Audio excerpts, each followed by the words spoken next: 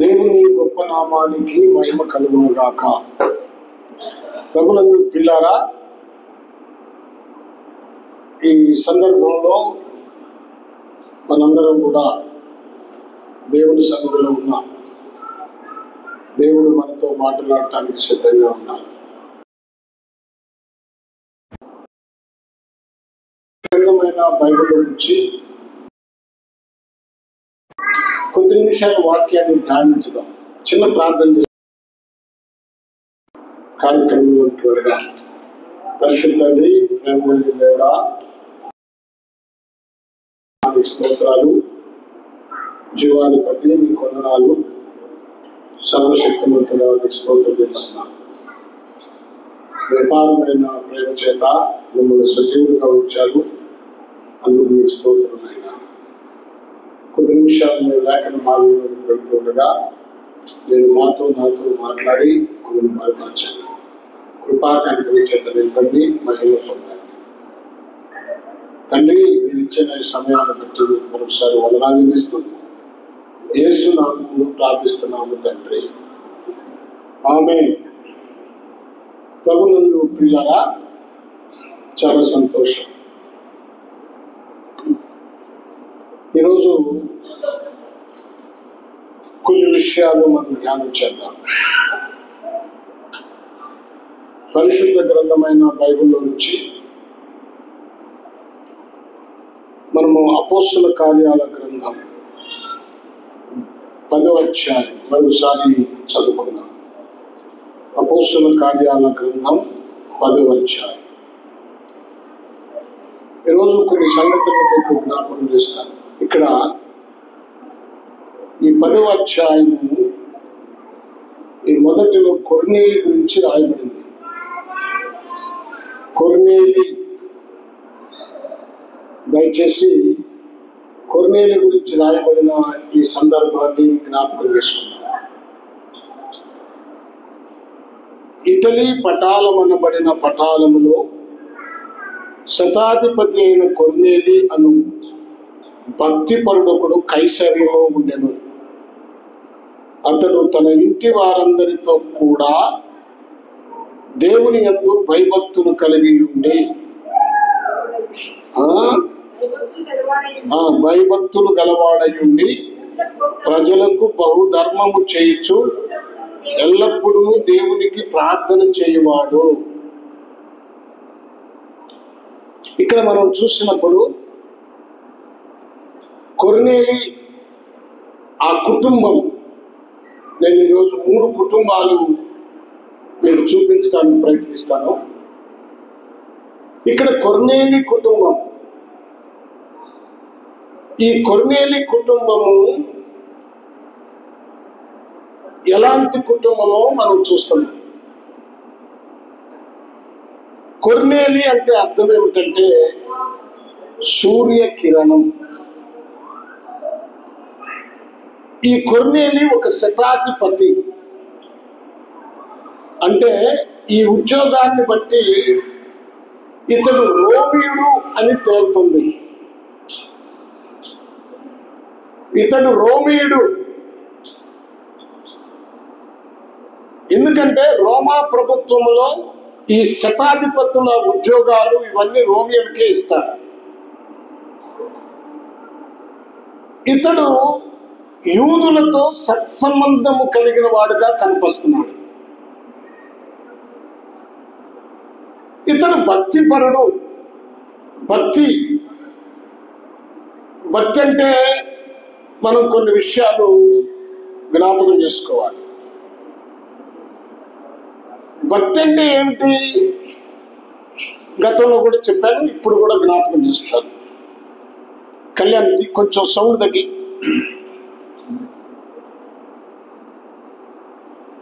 ఏమిటంటే చూడండి, యాకోబు రాసిన పత్రికలో ఒక మాట చదువుకుందాం ముందు. యాకోబు రాసిన పత్రిక 1వ అధ్యాయము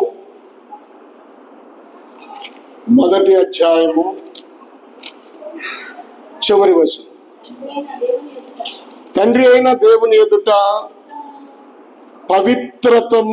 పవిత్రమును నిష్కళంకమునైన భక్తి ఏదనగా దిక్కులేని పిల్లలను, విధవరాండ్రను వారి ఇబ్బందులలో పరామర్శించుటయు, యలోక మాల్యము తన కంటకుండా తను తాను కాపాడుకొనుటయే.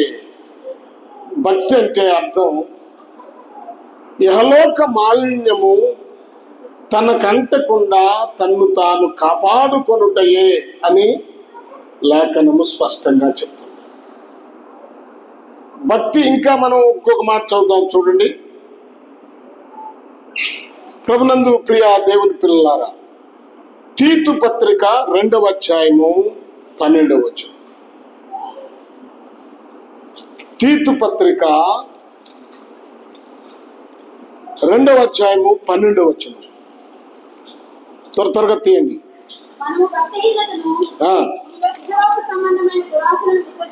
చూడండి, భక్తి అంటే భక్తిహీనతను ఇహలోక సంబంధమైన దురాశలను విసర్జించి శుభప్రదమైన నిరీక్షణ నిమిత్తం. దేనిని కోసం?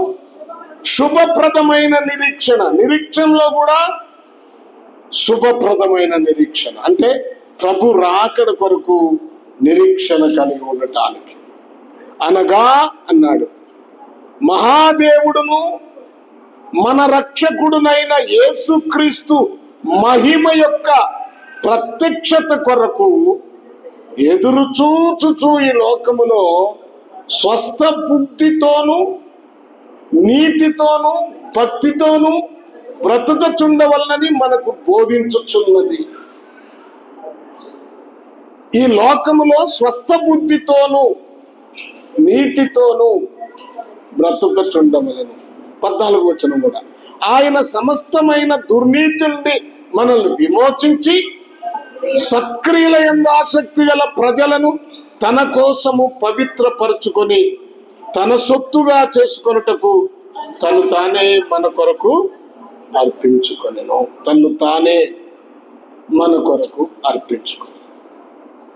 కనుక మనం భక్తి అంటే ఏదో కొంత సమయం వచ్చి కూర్చొని ప్రార్థన చేయటం కాదు.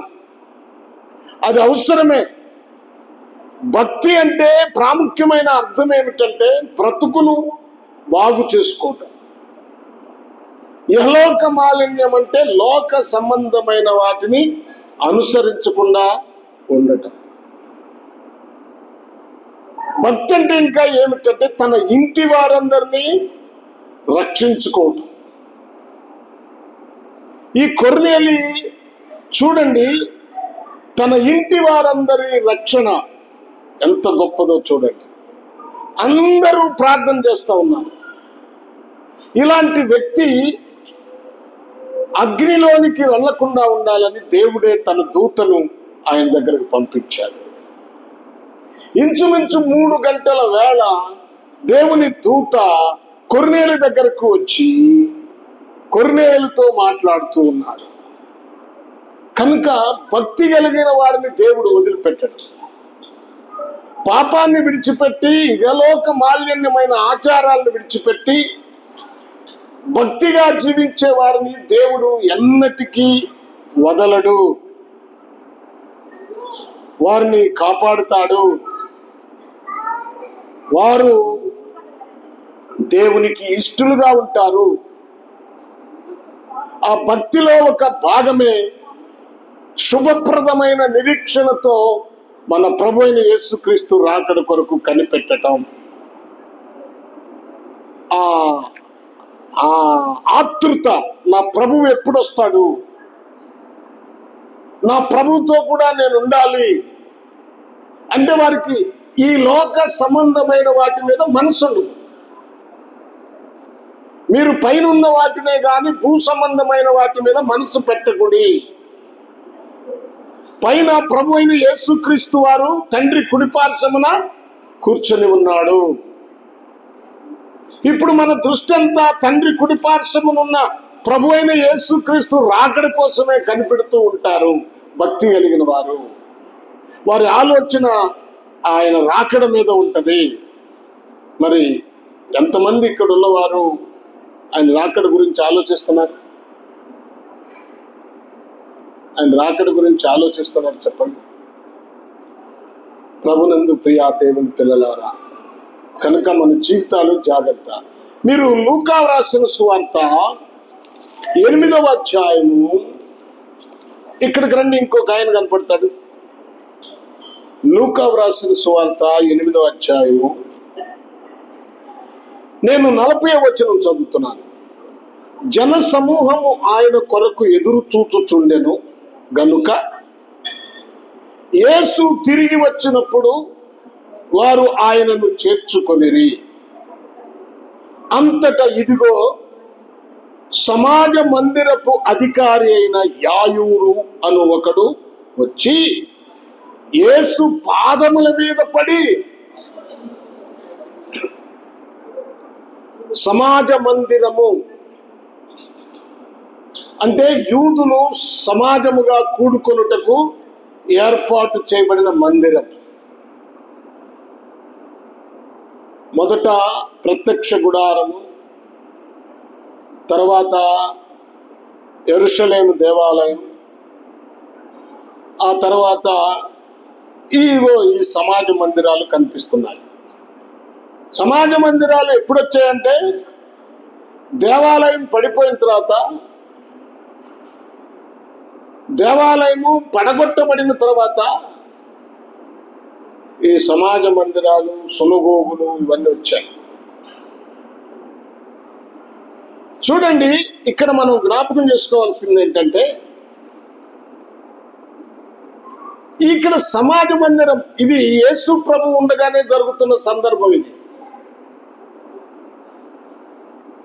యేసు ప్రభు వారు ఉండగానే వాళ్ళు సమాజముగా కూడుకొనుటకు ఒక మందిరాన్ని, అంటే ఒక విధానంగా ఏర్పాటు చేసుకున్నారు. అందులో పెద్దలను నియమిస్తారు. వారిని క్రమపరచడానికి, వారిని స్థిరపరచడానికి పెద్ద ఉంటాడు. వాళ్ళు సహజంగా యేసు క్రీస్తుని అంత తొందరగా అంగీకరించరు. వారు యేసు క్రీస్తుని చాలా వ్యతిరేకించిన సందర్భాలు కూడా కనపడుతున్నాయి.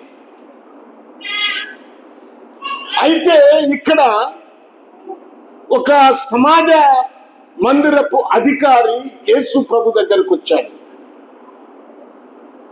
ఆయన యేసు పాదాల దగ్గర సాగిలపడుతున్నాడు. మరి ఎందుకు అలా సాగిలపడుతున్నాడు అని మనం ఆలోచిస్తే, 12 సంవత్సరాల తన కుమార్తె సావు బ్రతుకుల మధ్య కొట్టుమిట్టాడుతా ఉంది. ఎన్ని సంవత్సరాలు అంటే 12 సంవత్సరాలు. మంచి అటు యవ్వన కాలానికి ఇటు బాల్యకాలానికి మధ్యలో ఉన్న ఒక వయస్సు. ఇప్పుడు ఆమె చనిపోవడానికి సిద్ధమైంది. అందులో ఆ యాయూరుకి, ఆ సమాజ మందిరపు అధికారికి ఆమె ఒక్కతే కుమార్తె. ఆమె ఒక్కతే కుమార్తె. ఈరోజు ఆ అధికారి, ఆ సమాజ మందిరం, వారు సమాజముగా కూడుకోవటానికి ఏర్పాటు చేసుకున్న మందిరం అది. చూడండి, దానిలో అది అంటే పెద్దలు ఉన్నారు. ఇతడు తన గర్వాన్ని విడిచిపెట్టి యేసు ప్రభు దగ్గరకు వచ్చి పాదాల మీద పడుతున్నాడు. ఎందుకంటే ఆయనకు ఒక శ్రమ వచ్చింది. ఆ శ్రమలో నుండి తప్పించేవాడు ఎవరు? యేసుక్రీస్తు మాత్రమే. ఆయనకు అర్థమైంది. ఆయన ఎంతో మందిని బాగు చేస్తున్నాడు, ఎంతో మందిని ఆదరిస్తున్నాడు. కనుక ఆయన దగ్గరికి వెళితే నా కుమార్తె బ్రతుకుద్ది అనే ఒక నిశ్చయత అతనిలోకి వచ్చింది. అందుకనే ఆయన యేసు ప్రభు దగ్గరకు వచ్చాడు. చిన్నది ప్రభునందు ప్రియ దేవుని పిల్లలారా, ఆయన వచ్చి ఎంతగా లోబడుతున్నాడో చూడండి. యేసు ప్రభు పాదాల మీద, అంటే శిరస్సు వంచి పాదాలు పట్టుకుంటున్నాడు. యేసు, నీవే నా దిక్కు అని. యేసు ప్రభు వారు ఆయన కనికరించినట్లుగా మనకు కనపడుతుంది. ఎవరు తగ్గించుకుంటారో, అధికారాన్ని వదిలిపెట్టి తన గొప్పవాణ్ణని అనుకోకుండా ఎంతగా తగ్గించుకున్నాడు. ఎందుకంటే తను తాను తగ్గించుకుని వాడు హెచ్చించబడునని బైబిల్ చెప్తున్నట్లుగా నీ జీవితంలో నిన్ను నీవు తగ్గించుకోవాలి. ప్రభు దగ్గరకు రావాలి. ప్రభు కనికరిస్తాడు. ఇక్కడ మనం చూసినప్పుడు ఆయన యేసుతో మాట్లాడుతూ ఉండగా ఆయన ఇంటి దగ్గర నుంచి కొందరు వచ్చి, ఒక వ్యక్తి వచ్చి అంటున్నాడు, అయ్యా, బోధకుణ్ణి బాధ పెట్టొద్దు, నీ కుమార్తె చనిపోయినది, బోధకుణ్ణి శ్రమ పెట్టవద్దు. ఇక్కడ అంటాడు యేసు ప్రభు వారు ఒక మాట అన్నాడు, భయపడవద్దు, నమ్మిక మాత్రము ఉంచు. భయపడమాక, నేనున్నాను, నమ్మిక మాత్రం ఉంచు. అంటే చావు బ్రతుకుల్లో ఉన్న నీ కుమార్తెను నేను బాగు చేయగలిగినని నమ్మిన నీవు, నీ కుమార్తె చనిపోతే ఆమెను బాగు చేస్తాను అని నమ్మమన్నాడు. నమ్మిక మాత్రం ఉంచు. కష్టాలు వచ్చినప్పుడు దేవుని మీద నమ్మకం బాగా కుదురుతుంది. ఒక వ్యక్తికి రోగం వస్తే, ఒక వ్యక్తికి సమస్యలు వస్తే దేవుని దగ్గర ఎంత ఆసక్తిగా వెతుకుతారు కదా దేవుని ఆదరణ కొరకు. కష్టం వచ్చినప్పుడు ప్రార్థన ఎక్కువగా చేస్తారు. ఎవరైనా మంచి రోగం వచ్చి మంచంలో ఉన్నాడు అనుకోండి, ఆ వ్యక్తి తన ఉద్దేశం ఏంటంటే ప్రార్థన చేయించుకోవడానికి ఇష్టపడతాడు. అంతకుముందు ప్రార్థన అంటే లెక్క చేయడు, ప్రార్థన అంటే ఇష్టం ఉండదు. కానీ ఎప్పుడైతే అతనిలో మరణ భయం పట్టుకుందో, చచ్చిపోతానేమోననే భయం వచ్చిందో, వెంటనే దేవుని మీద ఆసక్తి పెరుగుద్ది. నా దేవుడు నన్ను బాగు చేస్తాడు అని. శ్రమ వస్తే లైన్లోకి వస్తారు. 119వ కీర్తన చూడండి. 119వ కీర్తన 67వ వచనం ఒకసారి మాట మనం చదువుకుందాం. 119వ కీర్తన 67. శ్రమ గలక మునుపు నేను త్రోవ విడిచితిని. ఏమండి, ఇప్పుడు శ్రమ వచ్చినది గనుక, కష్టం వచ్చినది గనుక, ఇప్పుడు నేను నీ వాక్యమును అనుసరించి, శ్రమ కలగక ముందు రోగం రాకపోతే, కొంతమంది కష్టం వచ్చినప్పుడు, రోగం వచ్చినప్పుడు ప్రభుని నమ్ముకుంటారు. దేవుడు బాగు చేస్తాడు, ఇక వాళ్ళు కదలకుండా మంచిగా స్థిరంగా ఉంటారు. ఎవరు నిజంగా వారు ఆ వాక్యమును అంగీకరించినట్లయితే దేవుని దగ్గరికి ఎంత ఆసక్తిగా వస్తారు. కష్టాలు వచ్చినప్పుడే ఎక్కువ మంది నమ్ముకుంటారు ప్రభువు. దేవుడు బాగు చేస్తాడు. చూడండి, అక్కడ 71వ వచనం మాట, నేను నీ కట్టడలను నేర్చుకొనున్నట్లు శ్రమ నొంది నుండుట నాకు మేలు. నీ కట్టడలను నేర్చుకున్నట్లుగా, నీ కట్టడలు నాకు అర్థం కావాలంటే, నీ కట్టడలు నేను నేర్చుకోవాలంటే నాకు శ్రమ రావాలి. శ్రమలలో, బాధలలో అది నాకు మేలు కలుగుతుంది. ఇప్పుడు ఈ యాయూరు తనకొక భయంకరమైన శ్రమ వచ్చింది, శోధన వచ్చింది. తన కుమార్తెకు వ్యాధి కలిగింది. చిన్నది, చక్కని చిన్నది. చిన్నది అంటేనే చక్కనిది కదా. రెబెకా చిన్నది. ఏం చేసిందామె? ఆ చిన్నది బావి దగ్గరకు వచ్చి నీళ్లు చేది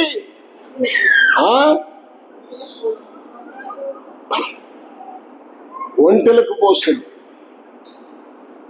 ఆ చిన్నది చక్కనిది, మిక్కిలి చక్కనిది. కరెక్ట్. ఏమండి? కుండ చెప్పుకుందాం, కుండ. తర్వాత ఇంకొక చిన్నది కనపడుతుంది, మిర్యాము. ఆమె తన సహోదరుణ్ణి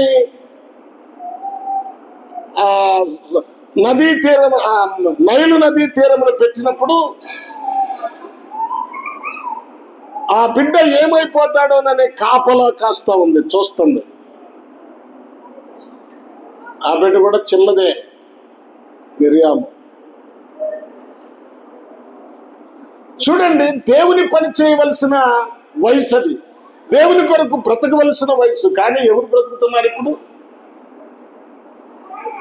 వయసు యవనస్తుల్ని, ఆ పిల్లల్ని చాలా జాగ్రత్తగా దేవుళ్ళు నడిపించాలి. తల్లిదండ్రులు వారికి వాక్యాన్ని నేర్పించాలి, వాళ్ళని ప్రభు దగ్గరకు నడిపించాలి, వాళ్ళు ప్రభు దగ్గర మోకరించాలి, వాక్యం వినేటట్లుగా చేయాలి వాళ్ళని. కానీ యాయూరు కుమార్తె చిన్నది. ఎందుకంటే ప్రభు అన్నాడు, ఈ చిన్నది చనిపోలేదు, నిద్రించుచున్నది. చిన్నదానా లెమ్ము అన్నాడు. తల్లి తాకుమి, చిన్నదానా లెమ్ము అనగానే ఆ చిన్నది లేచింది, నడిచింది. ప్రభు అన్నాడు, ఆహారం పెట్టమన్నాడు. ఈ రోజున ఎంతో మంది చనిపోయిన స్థితిలో, ఆత్మ సంబంధమైన చనిపోయిన స్థితిలో ఉన్నారు యవనస్తులైన పిల్లలు. వాళ్ళ ఆలోచనలు, వాళ్ళ పద్ధతులు ఎలా ఉంటున్నాయి? తల్లిదండ్రుల ముందు బాగానే ఉంటున్నారు, బయటికి వెళ్ళినప్పుడు వారు పెచ్చురీలిపోతున్నారు. కనుక మీ పిల్లలు ప్రభులోనికి నడిపించండి. పెదరావూరులో ఒక సిస్టర్ తన పిల్లలకు ఇద్దరికి యవన కాలంలోనే బాప్తిస్మం ఇప్పించింది. అలాగే ఇక్కడ మన బేబీ రాణి తన పిల్లలిద్దరికి యవన కాలంలోనే బాప్తిస్మం ఇప్పించింది. మరి ఇంకొకడు ఉన్నాడు, మరి ఆడికి ఎప్పుడు ఇప్పించిందో. పిల్లల్ని జాగ్రత్త చేసుకోవాలి తల్లిదండ్రులు. వాళ్ళు ఇప్పుడు ఆ యాయూరు యేసు ప్రభు పాదాల దగ్గరకు వచ్చి ఆయన పాదాల మీద పడి ఏ విధంగా అంగలార్చాడో, ఏ విధంగా బ్రతిమలాడుకున్నాడో, అలాగే మీరు కూడా యేసు ప్రభు పాదాల దగ్గర అంగలార్చాలి, ప్రార్థన చేయాలి. చనిపోయిన స్థితిలో ఉన్న మీ బిడ్డలను, మీ యవనస్తులను ప్రభు పాదాల దగ్గర పెట్టి ప్రార్థించాలి. ఇద్దరు, పురుషులు కానీ స్త్రీలు కానీ. మీరు సక్సెస్ కావట్లేదు ఈ విషయంలో. పిల్లల విషయంలో మీరు సక్సెస్ కాలేకపోతున్నారు, వాళ్ళని నడిపించలేకపోతున్నారు. నయానో భయానో వాళ్ళని దేవుని సన్నిధికి నడిపించలేకపోతున్నారు. నడిపించండి. చాలాసార్లు చెప్తా ఉంటాను, యవ్వన కాలంలో పుట్టిన కుమారులు బలవంతుని చేతిలో బాణము లాంటి వారంటే దాని అర్థం ఏంటంటే, యవ్వన కాలంలో రక్షించబడిన వారు. బలవంతుడంటే ప్రభు అయిన యేసుక్రీస్తు వారు. బాణము లాంటి వారంటే దూసుకుపోతారు దేవుల్లో. పాపాన్ని బాణము ఎందుకు వేస్తారు? చంపటానికి వేస్తారు.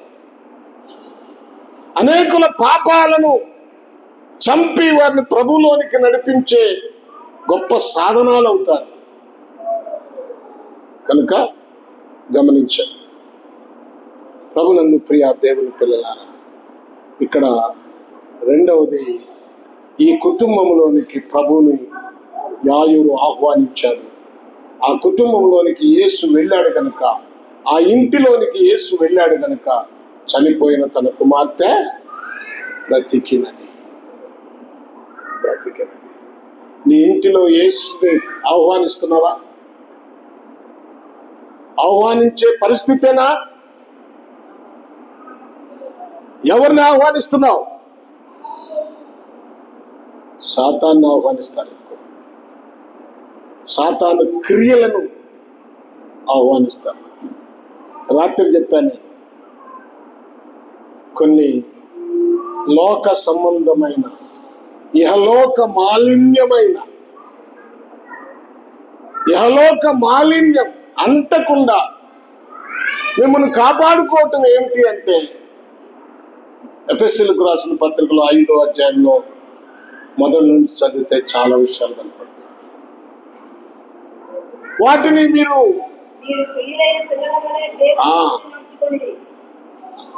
చదవదులేమ్మా, తర్వాత చదువుకోండి. రాత్రి చెప్పాను కదా, చదివించాను. కనుక మీరు ప్రియులైన దేవుని పిల్లల వలె దేవుని పోలు నడుచుకోండి అని పౌలు చెప్తున్నాడు. ఏమేమి ఉండకూడదో చెప్పాడు. అట్టి వారితో మీరు సాంగత్యం చేయొద్దని చెప్పాడు. వాటన్నిటికీ దూరంగా ఉండమని చెప్పాడు. చదువుకోండి ఒక్కొక్కటి, అక్కడ ఎన్ని ఉన్నాయో, ఆ ఎన్ని ఉన్నాయో వాటన్నిటిని చదువుకోండి. ఒక్కొక్కటి. ఇది నా దగ్గర ఉందా ప్రభువా, లేనందుకు మీకు వందనాలు. ఇంకోటి ఏదన్నా ఉందా ప్రభువా, దీని నుండి నన్ను దూరం చేయండి. ప్రార్థన చేసుకోండి ఒక్కొక్కటి. ఎందుకంటే ఆయన రాకడ సమీపముగా ఉంది, వాకిటి వద్దే ఉన్నాడు, త్వరగా వస్తున్నాడు. వచ్చినప్పుడు మనం సిద్ధపడాలి. ఆయన సన్నిధికి వెళ్ళటానికి సిద్ధపడాలి. ఆయన ప్రత్యక్షత కొరకు ఎదురు చూస్తూ బ్రతకాలి. మరొక విషయం, లూకా రాసిన సువార్త 22వ అధ్యాయం చూడండి. లూకా రాసిన సువార్త 22వ అధ్యాయం. యేసు ప్రభు వారు పేతురు, యోహాన్ని పిలిచి, పులియని రొట్టెల ఆ దినము వస్తుంది కనుక మనము పస్కా పశువును వధించవలసిన పులియని రొట్టెల దినం వచ్చింది. మీరు భుజించుటకు పస్కాను మన కొరకు సిద్ధం చేయండి అని చెప్పాడు. అప్పుడు సిద్ధపరచండి. వాళ్ళు అంటారయ్యా, ఎక్కడా? మేము ఎక్కడ సిద్ధపరచాలి అంటే, చూడండి, ఆయన ఇదిగో మీరు పట్టణములో ప్రవేశించినప్పుడు నీళ్ల కుండ మోసుకొని పోవచ్చున్న ఒకడు మీకు ఎదురుగా వచ్చును. మీకు ఎదురుగా ఒకడు నీళ్ల కుండ మోసుకొని వస్తాడు. ఆ నీళ్ల కుండ మోసుకొని వెళుతున్నవాడు ఏ ఇంటిలోకి వెళ్తాడో మీరు అతన్ని వెంబడిస్తూ ఆ ఇంటిలోకి వెళ్ళాలి. ఆయన వెంట వెళ్ళాలి. నీళ్ల కుండ ఏం మోసుకెళ్తున్నాడు? కుండ. ఆ కుండలో ఏమున్నాయి? నీళ్లున్నాయి. నీళ్ల కుండను మోసుకొని వెళ్తున్నాడు అతను. నీళ్లు దేవుని వాక్యానికి గుర్తు. ఒకడు నీటి మూలముగాను ఆత్మ మూలముగాను జన్మించితే గాని పరలోక రాజ్యములోనికి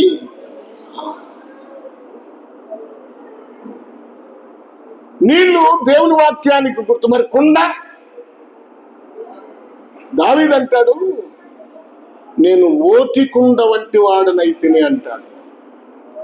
కీర్తనకారుడు చూడండి, 31వ కీర్తన 12వ మాట.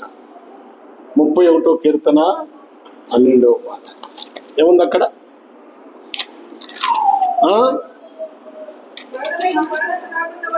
మరణమై మరణమై స్మరణకు రాకున్న వాని వలె మరువబడి తిని ఓటికుండ వంటి వాడినైతే. ఓటికుండ. ఇప్పుడు దావీదు తనను దేనితో పోల్చుకుంటున్నాడు? కుండతో పోల్చుకుంటున్నాడు. ఎలాంటి కుండ? ఓటి కుండ.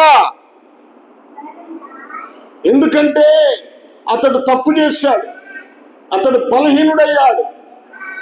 ఓటి కుండ. కుండలు చాలా రకాల కుండలు ఉన్నాయి. సారి మీదే విడిపోయిన కుండలు ఉన్నాయి. ఒక చోట అంటాడు మానక మట్టి గల కుండ.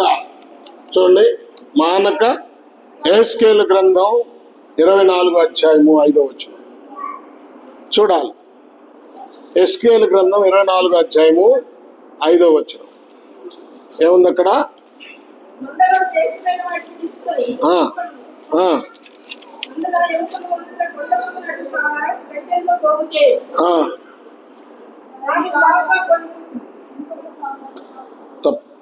మానక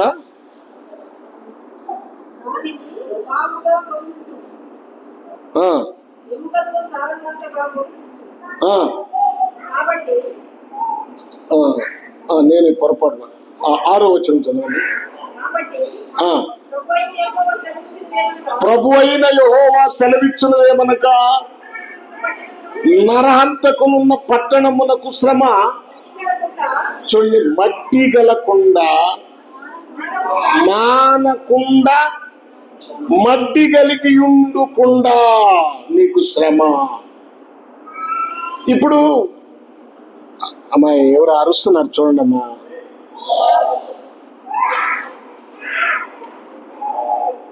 చూడండి చూడండి, మట్టి. ఇప్పుడు మట్టి గల కుండ. ఎవరి కుండ? ఎవరు ఇప్పుడు? ఎవరికి శ్రమ? మనుషులకే కదా. ఇప్పుడు వీళ్ళని మట్టి కుండగా పోల్సింది ఎందుకు అంటే, మనిషి కుండతో, కుమ్మరి వాని కుండ. కుమ్మరి అంటే ప్రభు అయిన దేవుడు. ఆ కుండను తయారు చేసేవాడు కుమ్మరి. ఈ మనుషులను తయారు చేసిన వాడు మన ప్రభు. మనల్ని కుండలతో పోల్చాడు. ఈ కుండంట ఎలాంటి కుండ? మట్టి. మట్టి లోపలంతా మట్టి. ఎలాంటి మట్టి? మానకుండ మట్టి కలిగి ఉన్న కుండ. గోకిన రాని కుండ. వినండి జాగ్రత్తగా. గోకిన అది పోదు, ఎంతన్నా గోకు. వినాలి జాగ్రత్తగా. ఎంతన్నా గోకు, ఆ మట్టి పోదు. ఆ మట్టితోనే ఉంటుంది. ఆ మట్టిలోనే నీళ్లు తాగుతారు. ఆ మట్టి, ఆ కుండలో ఆ మట్టి పోదు. ఎన్నన్నా చెప్పు, వాళ్ళ అలవాట్లు మానుకోరు, ఆ పాపాన్ని మానుకోరు. మానక మట్టి. మానక. అరే, ఈరోజు ఈ వాక్యం విన్నారు, వాళ్ళు మారిపోతారేమో అని అనుకుంటా. దేవుని మాటలు వాళ్ళు పనిచేస్తాయేమో అని అనుకుంటాం. చెయ్యవు. ఎందుకని? మట్టి ఉంది లోపల. దేంతో కోకిన, ఒక్కవేళ బాగా కోకితే కుండ పగిలిపోద్ది కానీ ఆ మట్టి పోదు. బాగా చెప్తే వాళ్ళు పడిపోతారు కానీ వాళ్ళు పాపాన్ని మాత్రం మానుకోరు. వాళ్ళ అలవాట్లు మాత్రం మానుకోరు. వాళ్ళ ఆచారాలు మాత్రం మానుకోరు. మానక మట్టి కలిగిన కుండ. దావీదేమన్నాడు? నేను ఓటి కుండ వంటి వాడనై తిని. ఓటి కుండలో నీళ్లుంటాయా? నీళ్లుంటాయేమో ఓటి కుండలో. ఆ ఓటి కుండ ఎందుకు పనికొచ్చింది? ఓటి కుండని మా అమ్మ చిన్నప్పుడు కుండ పగిలిపోతే ఓటి కుండ దాన్ని పాలు కొట్టేసి ఆ రోజుల్లో ఎంత మంగళం మిరగాయలు వేసుకోవడానికి, మినువులు వేసుకోవడానికి చేసేది. ఒకవేళ ఆ మంగళం కూడా పగిలిపోతే, నన్ను మంగళమేనా అనేది, మంగళమేగా, అది పగిలిపోతే ఇంత పెంకులైతే ఆ పెంకు తీసుకొని ఆ కుండలు గీకుతా ఉండేది. నేను కళ్ళ చూసేవాడిని అనమాట. ఆ కుండలు గీకుతాడు. ఓటి కుండ పనికి రాదు, అది పగిలిపోదు. ఓటి కుండని ఎక్కడ పెట్టారు? మంగళం ఎక్కడ ఉంటుంది? చెప్పలేదమ్మా. పొయ్యి మీద ఉంటుంది. పొయ్యిలో ఏముంటుంది? మంట ఉంటుంది. ఓటి కుండలన్నీ మంట మీదకి వెళ్ళిపోతాయి. అలాగే మనుషుల్లో కూడా ఓడు అంటే పాపం అంటే ఆ పనికి రాకుండా దేవుని వాక్యము లేకుండా బ్రతుకుతున్న ఓటి కుండలు ఉన్నాయే, ఈ కుండలన్నీ రేపు అగ్నిగుండంలో ఉంటాయి.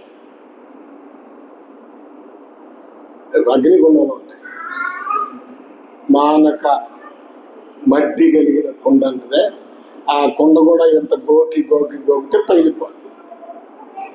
ఒకవేళ ఆ మట్టిలో నీళ్లు పోతే ఏమవుద్ది? మట్టిలో నీళ్లు పోసాము ఏమవుతాయేమో అంటే, ఈ మట్టి కలిగిన జీవితాలు, ఈ పాపపు జీవితాల్లో, ఈ ఆచారపు జీవితాల్లో, బ్రతుకును సరి చేసుకోలేని జీవితాల్లో దేవుని వాక్యం ఎంత పోయి అవి చెడిపోతుంది. కుదరదా? ఆ మట్టి బాగుపడనీదు.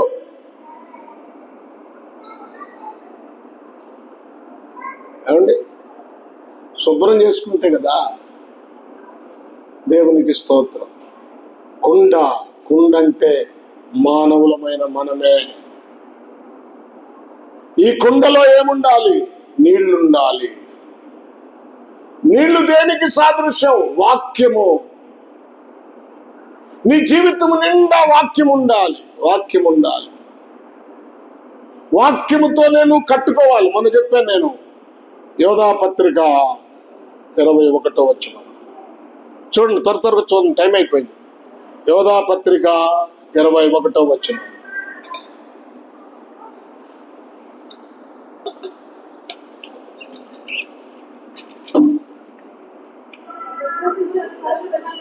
ఎంతసేపు తీశారు ఇదమ్మా?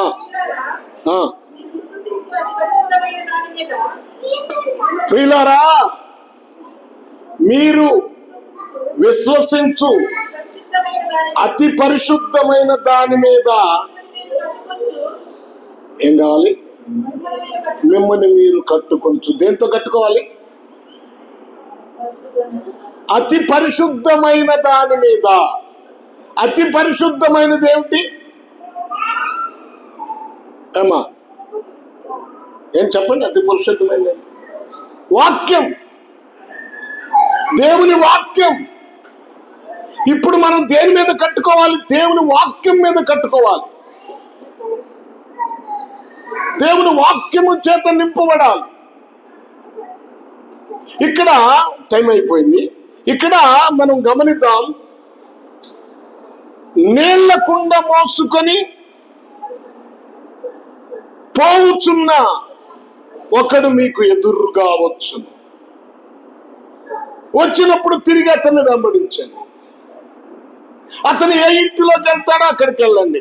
అక్కడికి వెళ్ళి, నేనును నా శిష్యులతో కూడా పస్కాను భుజించుటకు విడిది గది ఎక్కడని బోధకుడు నిన్ను అడుగుచున్నాడని ఇంటి యజమానితో చెప్పుడే.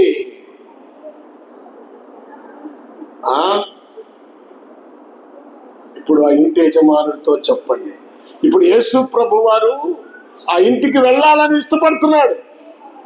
ఆ ఇంటికి వెళ్ళాలంటే యేసు ప్రభు మాట వినాలి. నీ ఇంటికి యేసు ప్రభు రావాలని ఇష్టపడుతున్నాడు. రావాలంటే ఆయన మాట వినాలి. ఇప్పుడు ఈ ఇంటికి యేసు ప్రభు పస్కా చేయటానికి, పస్కా భుజించటానికి ఆ ఇంటికి వెళ్ళటానికి ఇష్టపడ్డాడు కనుక మేము ఎక్కడ చేయాలంటే అతడు ఏం చేశాడు చెప్పండి? అతడు ఏం చేశాడు చూడండి. అతడు 12వ వచనం చదవండి.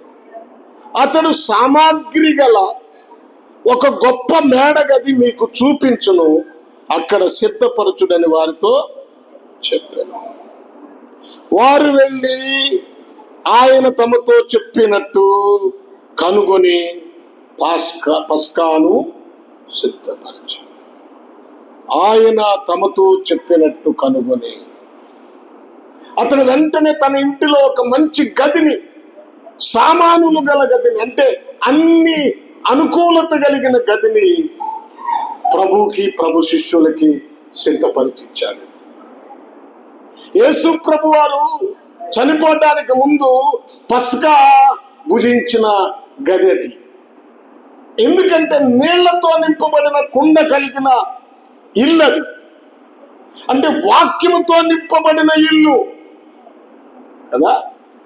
వాక్యంతో నింపబడిన ఇంట్లో ఏముంటది? దేవుని పని జరుగుతుంది. ఆ ఇల్లు దేవుని కొరకు, ఆ ఇంటి వారు శ్రమ పడతారు. దేవుని రాకడ కోసం, అంటే దేవుని కొరకు ఎదురు చూస్తూ ఉంటారు, పరిచర్య చేస్తూ ఉంటారు. చూడండి, నీ ఇంట్లో ఎవరున్నారు? నీ ఇల్లు ఎప్పుడైనా దేవుని పనికి ఉపయోగపడుతుందా? అయ్యా ఈరోజు మా ఇంట్లో మా మేడ గది మీద లేకపోతే ఎక్కడో నేను సిద్ధపరుస్తాను, మా ఇంట్లో ప్రార్థన పెట్టండి, సువార్త చెప్పండి అని చెప్పగలిగిన వాళ్ళు ఉన్నారా? సేవకులు వస్తున్నారని అయ్యా మేము ఒకసారి ఈస్ట్ గోదావరి సువార్త సభలకు వెళ్ళాం, నేను ఇంకో పాస్టర్ గారు 3 రోజులు వెళ్ళినప్పుడు మేము బస్సు దిగి వెళ్తా ఉండగా ఒక ఆయన మమ్మల్ని చూశాడు. సరే మేము నేరుగా పాస్టర్ గారి ఇంటికి వెళ్ళాం.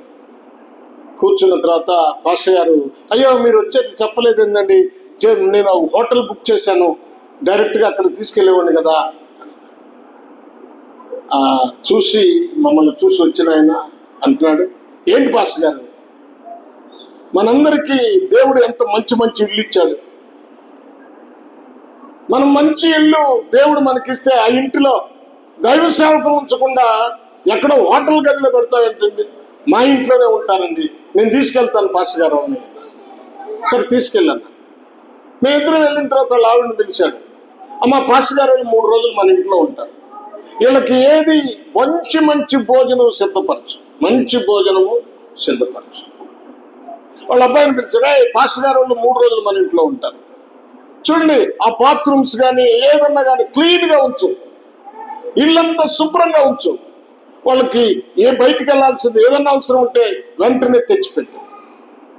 మంచి ఇల్లు మంచిగా శుభ్రం చేసి, అంటే మా కొరకు వాళ్ళు అంత సిద్ధపాటు చేశారు. ఆ 3 రోజులు మేము చాలా ఆనందంగా ఉన్నాం. వాళ్ళు పీతల కూర పెట్టారు. ఆ పీతల కూర తింటే ఎంత రుచిగా ఉందో అప్పుడే ఆ పీతల కూర తింటాను చెప్తున్నాను. ఎందుకంటే మన ఇల్లు దేవుడు ఇచ్చారు, దేవుని కొరకు, దేవుని సేవకుని కొరకు ఉపయోగపడాలి. మన ఇంటికి పోవచ్చున్న దైవజనుడు భక్తి కలిగిన వాడని నేను ఎరుగుదునని ఆ శూన్యమరాలు చెప్పినట్లుగా ఆ ఇంటికి ఎవరు వస్తున్నారు? దైవజనుడు వస్తున్నాడు. మంచం ఏర్పాటు చేసింది, పీట ఏర్పాటు చేసింది, దీపస్తంభం ఏర్పాటు చేసింది. దైవజనుడు కూర్చోటానికి, దైవజనుడు పడుకోవటానికి, దైవజనుడు చదువుకోవటానికి. చూడండి, ఆ ఇల్లు ఆశీర్వాదకరమైన ఇల్లు. మరి నీ ఇల్లు ఎలా ఉంది? నీ ఇంటిలో ప్రార్థన ఉందా? నీ ఇంటి వారందరితో కొర్నేలు ప్రార్థన చేస్తున్నట్లుగా నీ ఇంటిలో ప్రార్థన ఉందా? నీ ఇంటిలో విధేయత ఉందా? యాయూరు యేసు ప్రభు పాదాల మీద పడి మొక్కినట్లుగా, విశ్వాసం ఉంచినట్లుగా నీ ఇల్లు యేసు ప్రభుకి విధేయత చూపి విశ్వాసముతో జీవించే ఇల్లేనా? అలాంటి కుటుంబమేనా మీది? మూడోది, దేవుని పని కోసం, పరిచర్య కోసం సిద్ధపాటు చేయబడిన గృహమేనా మీది? దైవ సేవకులు వచ్చుచూ పోవచ్చున్న గృహమేనా? యేసుక్రీస్తు శిష్యులు పస్కాను భుజించడానికి ఏర్పాటు చేయబడిన ఆ ఇల్లులాగా నీళ్ళు ఉందా? మారు మాట్లాడకుండా తన ఇంటిలో మంచి గదిని, పై గదిని ఆ వ్యక్తి ఆ ప్రభు కోసం సిద్ధం చేశాడు.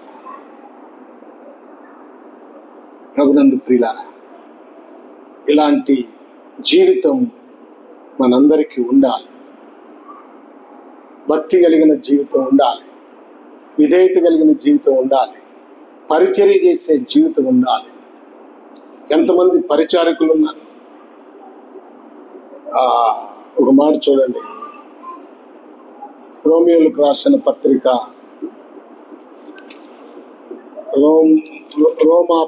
రోమియోలకు రాసిన రోమాపత్రిక 16వ అధ్యాయం మొదటి వచనం. కేంక్రేలో ఉన్న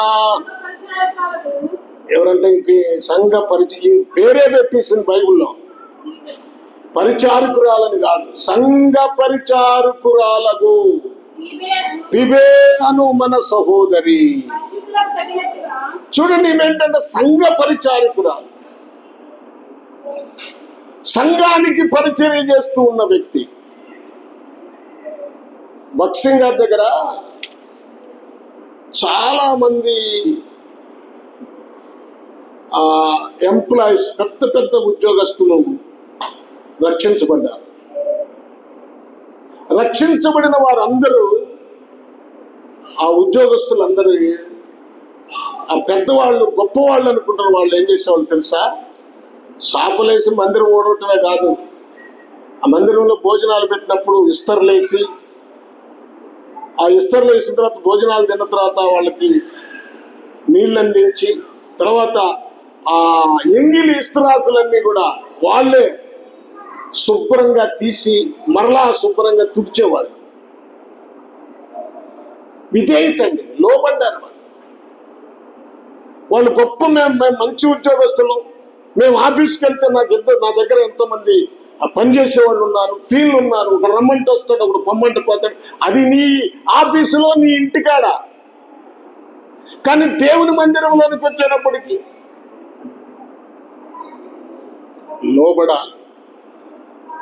ఇక్కడ మీరు వచ్చి ఇక్కడ కూర్చున్నారు కదా, ఇక్కడ కూర్చున్నారు లేదా? కూర్చున్నారా? వచ్చి కుర్చీ వేయగానే కుర్చీలో కూర్చున్నారు. మరి ఆ కుర్చీలు వేసింది ఎవరు? ఆ కుర్చీలు వేయటానికి ముందు తుడిసింది ఎవరు? అండి, నేను చెప్తున్నాను మీకు, ఎవరో పని చేస్తే కదా మీరు వచ్చి కూర్చుంది, ఎవరో పని చేస్తే కదా మీరు వచ్చి ఇక్కడికి ఆరాధన చేస్తుంది. శుభ్రంగా కింద కూర్చున్నారు కొంతమంది, ఎంత శుభ్రంగా తుడిస్తే కూర్చున్నారు కింద.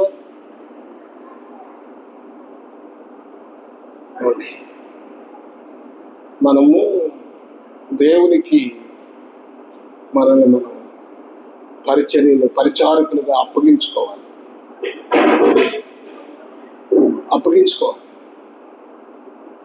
ప్రభునందు ప్రియా దేవుని పిల్లలారా, శ్రేష్టమైన సంబంధం గుర్తుపెట్టుకో.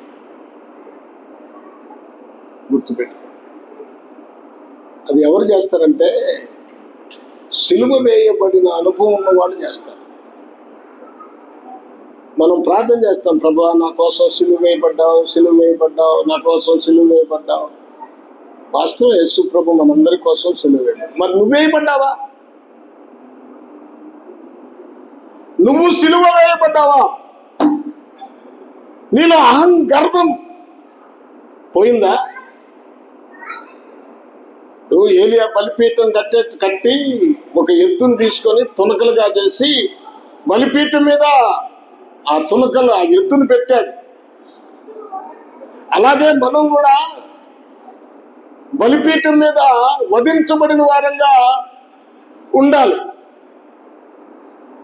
సిలువ వేయబడి యేసు ప్రభు సిలువలో వధించబడినట్లుగా నువ్వు కూడా వధించబడాలి, తగ్గించుకోవాలి, లోబడాలి, విధేయత చూపించాలి. అవేమి లేకపోతే ఎలాగో. ప్రభునందు ప్రియా దేవుని పిల్లలారా, జ్ఞాపకం చేసుకున్నాం మనం ఎలా ఉన్నాం, మన గృహాలు ఎలా ఉన్నాయి, మన ఆత్మీయ జీవితం ఎలా ఉంది. జీవించువాడు నేను కాదు, ఇక మీదట క్రీస్తే నాయందు జీవించుచున్నాడు. బ్రతుకుట క్రీస్తే, చావైతే. అలా క్రీస్తు కొరకు బ్రతుకుతున్నావా? అలా బ్రతికే అనుభవం ఉందా? హల్లెలూయా. దేవుని గొప్ప నామానికి మహిమ కలుగునుగా. అలాగే మనం ఉందాం, మనం దిద్దుకుందాం, మనం సరి చేసుకుందాం, ప్రభువులో మనల్ని మనం కట్టుకుందాం. ప్రభువు ఈ మాటలు మనందరి కొరకు ఆశీర్వదించును గాక. ఆమేన్. హల్లెలూయా, హల్లెలూయా.